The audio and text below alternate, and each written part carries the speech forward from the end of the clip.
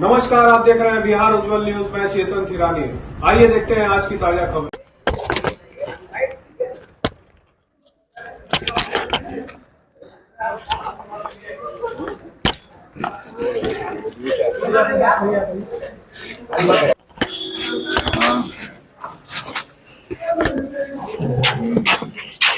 की है, उनका भी सर्टिफिकेट, उनका भी जाति प्रमाण पत्र लगा हुआ था, लेकिन उनका हो गया, लेकिन मेरा नहीं हुआ।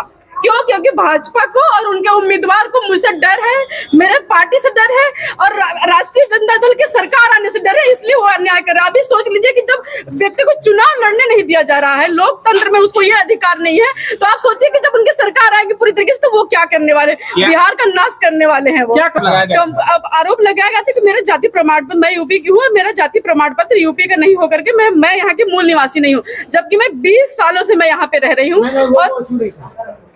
और तेजस्वी की सरकार आएगी और यहाँ की जो निकम्मी और घूसखोर महाभ्रष्ट विधायक है, वो गर्व से कहती है कि मैं मोहनिया की पहली विधायक हूँ, और पहली विधायक तो बनी, लेकिन पहली ऐसी भ्रष्ट विधायक बनी जिसने हर मतलब विभाग से हर, यहाँ तक कि साथ में चलन लोगों से 10,000 की नौकरी लगवाती है तो 8,000 रुपए उसको सैलरी मिलती है, 2,000 कमीशन जाता है। ऐसे विधायक लोग, ऐसे कैंडिडेटों का यही करके करेंगे वो। गीता पासी जी का सेम केस है, उनका क्यों नहीं खारिज किया गया? क्यों नहीं खारिज किया गया? मैं जानना चाहती हूँ इस बात को भी। आप लोग भी इस सवाल को पूछिए कि गीता पासी का किस बेसिस पे उनको कंफर्म किया गया है।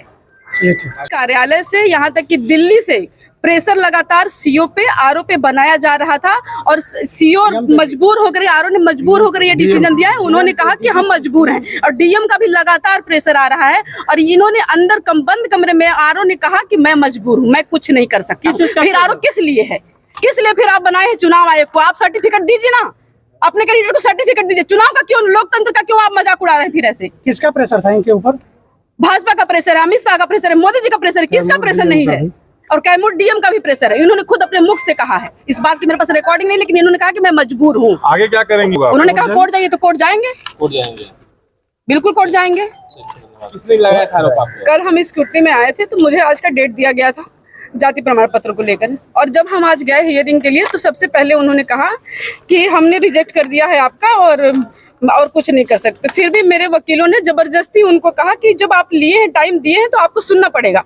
हमने जितने भी कोर्ट में जितने भी चीजें हमने सब कुछ बताई उन्हें, लेकिन फिर भी उन्होंने बोले कि हमने रिजेक्ट कर दिया है, और सीओ ने, जिस सीओ ने बनाया था उसको प्रमाणित किया था, उसी सीओ ने उसको रिजेक्ट करके इनको दिया था, और ये हमारी एक भी बात नहीं सुने और सीधे बोले कि हमने खारिज कर दिया है, आप जाके सीधे कोर्ट में मिलिए।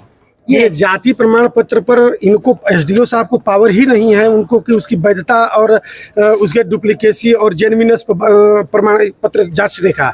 ये पावर तो स्क्रीनिंग कमेटी को है। कायदे से स्क्रीनिंग कमेटी को इनको भेजना चाहिए था, और बाकी इलेक्शन का फार्म स्वीकार करना चाहिए था। स्क्रीनिंग कमेटी का जो फैसला होता आता, उसके बाद निर्णय होता। जीता हुआ आदमी चुनाव कोर्ट में नहीं हारता है, हो जाता, लेकिन उनको कुछ सुनना ही नहीं था। वो बायस हैं और कोई भी बात, कोई भी आर्गुमेंट हम लोगों का नहीं सुन रहे हैं। पहले से वो अपना लिख के रखे हुए थे और एक लाइन में कह दिए कि हमने खारिज किया, अब आप कोर्ट जा सकते हैं। और एक बात और